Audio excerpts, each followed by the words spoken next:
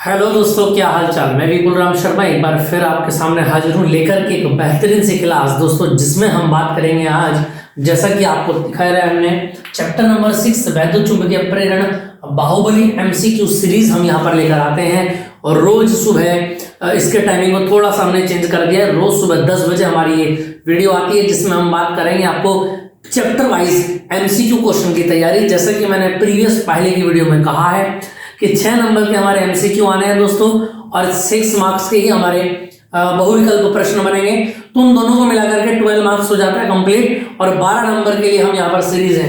देखिए स्टार्ट करते हैं आज की सीरीज। तो वैद्युत चुंबकीय प्रेरण क्या होता है ये हमने पढ़ रखा है थ्योरी में बहुत ही अच्छे तरीके से।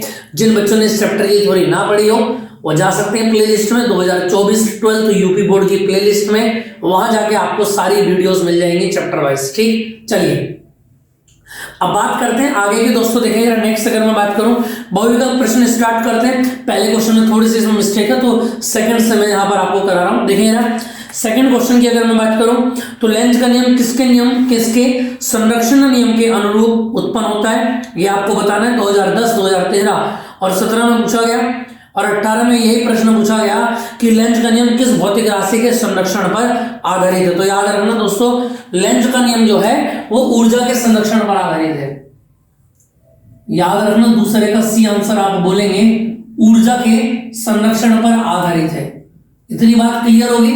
चलिए आगे की बात को देखते हैं। नेक्स्ट क्वेश्चन नंबर 3 पर आ जाते हैं। प्रेरित विद्युत धारा की दिशा का ज्ञान होता है। तो याद रखना, प्रेरित विद्युत धारा की दिशा फ्लेमिंग के बाएं हाथ के नियम से, बायोसेवर्ट एम्पियर के नियम। देखो अगर मैं बात करूं सेकंड ऑप्शन जो दे रखा है फ्लेमिंग के बाएं हाथ के नियम से, तो याद रखना बाएं हाथ के नियम से क्या निकालते हैं, वैद्युत चुंबकीय बल की दिशा निकालते हैं, और दाएं हाथ से हम चुंबकीय क्षेत्र की दिशा निकालते हैं। याद रखेंगे इस बात को। बायोसेवर्ट से हम वेक्टर बी निकालते हैं चुंबकीय क्षेत्र, एम्पियर के नियम से close integral P into DL निकालते हैं। तो बचता है कौन, लेंज का नियम। तो तीसरे का आपका हो जाता है ए आंसर, लेंज का नियम। क्लियर है। नंबर 4 पर आते हैं दोस्तों। एक कुंडली से बंद फ्लक्स में 0.1 सेकेंड में ये डेल्टा टी की वैल्यू हो गई, फ्लक्स 1 वेबर से घटकर कितना हो जाता है, 1 वेबर से घटकर 0.1 हो जाता है। प्रेरित विद्युत वाहक की गणना कीजिए। तो यार अगर मैं बात करूं ई बराबर क्या होता है, -kn delta phi upon delta t, ये हमारा फॉर्मूला होता है। तो ई इक्वल टू माइनस, अगर मैं फ्लक्स की बात करूं तो 1 से घटकर कितना हो जाता है, 1 वेबर से घटकर 0.1 हो जाता है, यानी 1 माइनस 0.1। और नीचे समय की अगर मैं बात करूं दोस्तों तो समय कितना आ जाएगा यहाँ पर, तो समय कितना आ जाता है यहाँ पर, याद रखेंगे आप 0.1 सेकेंड। क्लियर है इतनी बात। तो अगर मैं एप्सिलॉन की बात करूं, ये तो है वैल्यू हमारी। हाँ, अगर मैं इसके बारे में अगर बात करूंगा तो कितना आ जाएगा यहाँ से भाई, 1 में से गया तो 0.9 बचेगा, और नीचे 0.1 पॉइंट से पॉइंट गया तो कितना बचेगा, 9 वोल्ट। और इसके अकॉर्डिंग हमारा आंसर हो जाता है दोस्तों कैसा, ए, फोर्थ का ए आंसर हो जाएगा 9 वोल्ट। क्वेश्चन को सोल्व करना आपको एमसीक्यू में सीखना है, ये याद रखेंगे आप। क्लियर है इतनी बात समझ में आ पा रही है दोस्तों। चलिए इससे आगे की बात को देखते हैं। देखें यार नेक्स्ट, क्लियर आपको समझ में आ पा रहा होगा। इसको मैं यहां से रफ कर देता हूं, किसी का भी रट्टा नहीं लगाना है, मैं फिर आपको बता रहा हूं, ठीक है। बाकी कुछ एमसीक्यू होते हैं जो डायरेक्ट आपको याद रखने, बाकी ऑलमोस्ट में तो सोल्व करके ही आपको उसको समझना है। समझ के ऊपर काम करेंगे तो एमसीक्यू में कहीं दिक्कत नहीं आएगी।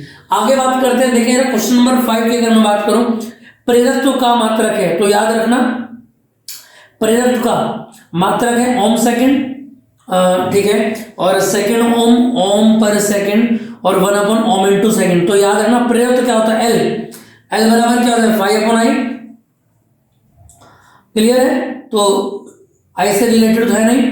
हाँ, तो यहां से अगर मैं बात करूं तो ओम इंटू ओम पर सेकेंड, आपका आंसर बन के आएगा बी, ओम पर सेकेंड, यानी कि आर अपॉन टी बनेगा आपका फॉर्मूला। ठीक है, जो एल की यूनिट है वही आर अपॉन टी की यूनिट है, याद रखेंगे। क्वेश्चन नंबर 6 पर आते हैं दोस्तों। देखेंगे 6 में क्या बोला गया, यदि एल तथा आर क्रमशः प्रेरक तो प्रतिरोध को व्यक्त करते हैं तो एल बटे आर की विमा क्या होगी। ये क्वेश्चन कल भी मैंने आपको कराया था, कि एल बटे आर की विमा क्या होती है।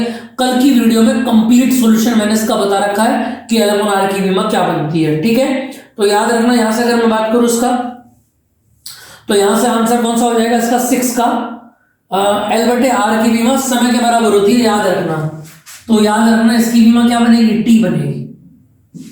और ऑप्शन के अकॉर्डिंग इसका आंसर हो जाएगा क्या।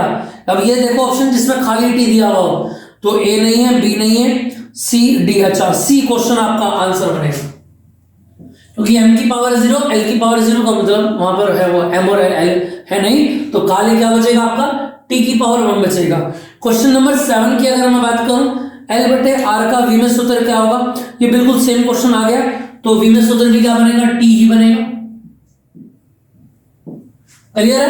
क्वेश्चन नंबर 8 पर आते हैं दोस्तों, देखिएगा आगे काफी क्वेश्चन बहुत इजी है, याद रखेंगे आप। 8th में क्या समझ के ऊपर काम करना है, मैं फिर आपको बता रहा हूं। और एक कुंडली का प्रेरक, क्वेश्चन नंबर 8 पर चलते हैं। एक कुंडली का प्रेरक 2 हेनरी तथा प्रतिरोध R है, एक 100 वोल्ट की नगण्य आंतरिक प्रतिरोध की बैटरी से जोड़ दिया गया, तो परिपथ का समय नियतांक क्या होगा। इसको आप होमवर्क में करेंगे और इसका आंसर मुझे बताएंगे। बाकी मैं इसका फॉर्मूला आपको, इस परिपथ का समय नियतांक क्या होगा ये आपको बताना है। फॉर्मूला यही लगेगा जो मैंने आपको बता रखा है, एल का और आई वाला। समझ में आ रही है बात या नहीं, क्लियर है। एल बराबर माइनस के ई अपॉन डेल्टा आई अपॉन डेल्टा टी, यही फॉर्मूला आपको लगाना है। इससे आप 8th का इसको अपने आप करेंगे, आंसर सभी बच्चे बताएंगे। जो भी बच्चे पढ़ रहे हैं आंसर नहीं आया तो ग्रुप जो हमने बना रखा है व्हाट्सएप ग्रुप, उस पर मैसेज जरूर करना और वहां मैं इसका आंसर सॉल्यूशन करके आपको दूंगा, ठीक है। कुछ क्वेश्चन अपने आप से संघर्ष करके सोल्व करने होंगे, क्योंकि बेटा जी याद रखना, मैं आपको फिर भी कह रहा हूं 12 के 12 नंबर की तैयारी मैं कराऊंगा, लेकिन इमरजेंसी के लिए कम से कम 2 नंबरों के लिए मैं बता रहा हूं, आपको ऐसा बनना पड़ेगा, इतना तैयार होना पड़ेगा कि आप उन क्वेश्चन को हल कर सके।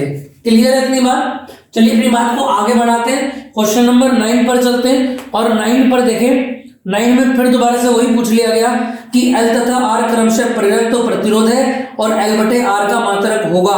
2019 में यह प्रश्न फिर दोबारा पूछा गया, इससे पहले 2017 में पूछा गया था, यानी 1 साल का गैप क्वेश्चन के बीच में आया है। और क्वेश्चन में पूछा गया क्या कि बताइए L बटे R का मात्रक, याद रखना T होता है, यानी सेकंड बनेगा C।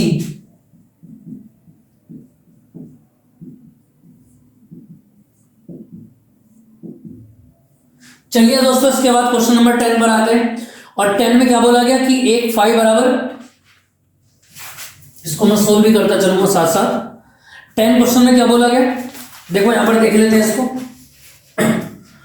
किसी समय पर टी कुंडली से संबंधित चुंबकीय फ्लक्स में 5 बराबर कितना दिया है, 5 = 5 टी की घात 3 माइनस 100 टी प्लस 300 वेबर।